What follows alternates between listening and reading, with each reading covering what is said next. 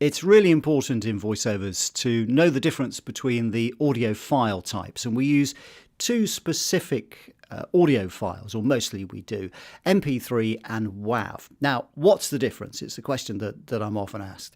Well, the main difference is WAVs are much, much bigger and tend to be better quality, and MP3s are sort of squashed down versions of the WAVs and not quite so good quality, but still very good. To most people's ears, an MP3 would sound as good as a WAV. The thing with the MP3s is that they're transportable more easily over email, so you don't have to use any other system to let your clients have the recording or let the agent have the audition or whatever it is. So that's MP3.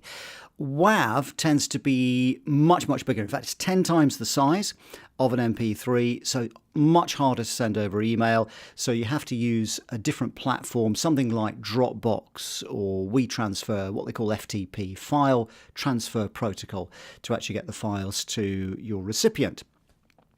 So you might think, well, why not always use MP3 then, if the quality is not that different? Well, the problem is that if a client gets an MP3 and then wants to make another MP3 of that MP3 and process it in some way, it will lose a generation of sound. So it will lose quality every time you do it. It's a bit like, if you're as old as me, you probably remember the days of cassette where you had a mixtape and someone would give you a mixtape and you'd record it and then send it off to someone else. And a recording of a recording would get worse and worse and worse the more you did it.